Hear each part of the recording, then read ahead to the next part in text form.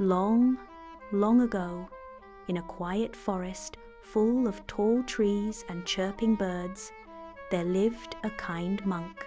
This monk wore simple clothes, walked barefoot, and carried a small bowl for begging food.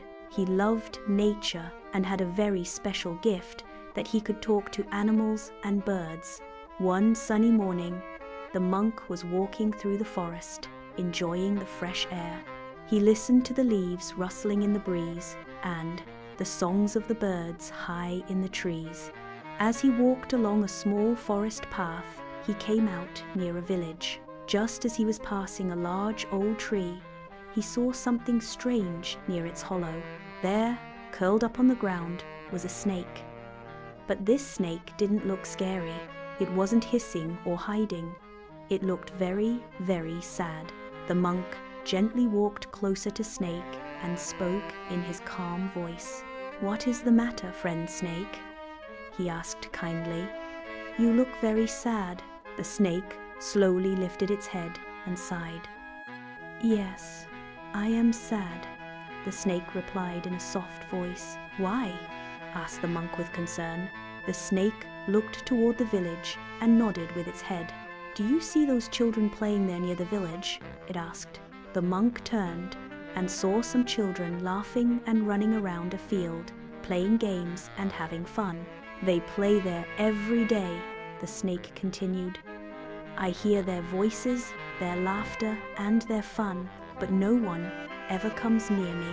No one talks to me or plays with me. They all run away when they see me. I feel so lonely." And big teardrops rolled down from the snake's eyes. The monk gently sat down beside the snake. "My dear friend, that's not really a big problem," he said kindly. "You see, the children are afraid of you. Maybe they think you will bite them. If you stop biting or frightening them, I'm sure they will not be scared. Then, maybe they will play with you." The snake's eyes lit up. "That's a good idea," it said, cheering up. "I never thought of that. Thank you, kind monk." The monk smiled, patted the snake gently, and stood up. "Take care, my friend," he said, and continued on his way, walking through the village and begging for alms. Days passed.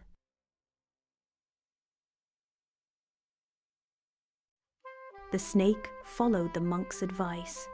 It stopped biting and hissing at people. When the children came near, the snake would smile, as much as a snake could, and stay calm. Slowly, the children noticed that the snake was no longer scary. At first, they stayed away. Then, one curious child came a little closer, then another, and soon all the children began to play around the snake. They were excited and happy. They would sit near the snake, touch its smooth skin, and even try to make it part of their games. But as time went on, the children became too comfortable. They started pulling the snake's tail, sitting on its back, poking it with sticks, and even throwing small stones at it. The poor snake didn't bite, it didn't even hiss. It remembered the monk's words and wanted to be friendly. But the children were not being kind anymore. They were being rough and careless. A few months later, the monk came back to the same village. As he walked along the forest edge, he heard soft groaning sounds. He followed the noise and soon found the snake lying weakly on the ground. Its body had bruises, wounds, and scratches. It looked hurt and very tired. The monk quickly ran to help. He gave the snake some water to drink and carefully put healing herbs on its wounds. "What happened to you, dear snake?" the monk asked with sadness in his eyes. The snake looked at him and cried out, "All this is because of you, you silly monk." "Because of me?" the monk asked, surprised. "But I haven't seen you for many months." "Yes," said the snake. "Do you remember what you told me last time? You said I should stop biting the children so they would be friendly with me. I did exactly that. I stopped biting. I didn't even hiss. At first, the children were nice. But soon they became so friendly that they forgot to respect me. They sat on me, pulled my tail, threw stones, and beat me with sticks. And now look, I'm badly hurt and can hardly move. The monk sat beside the snake and gently spoke.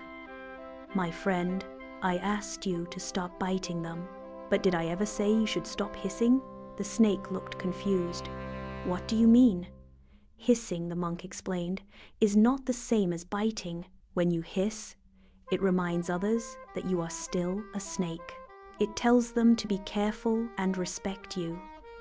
You don't need to hurt anyone, but you must not let them hurt you either. Friendship is a good thing, but there must be respect between friends. The snake listened carefully. The monk continued. When people become too familiar, they sometimes forget kindness. That is why you must always keep a little boundary. Be kind, but let others know you deserve respect too. The snake finally understood. It nodded slowly. From that day on, the snake did not bite, but it also did not allow anyone to treat it badly. If someone came too close in a rough way, the snake would hiss not to scare, but to remind them, I'm your friend, but I am not a toy. Moral of the story: friendship is good, but there must be respect. Never let others treat you badly in the name of friendship. Be kind, but always protect your self-respect.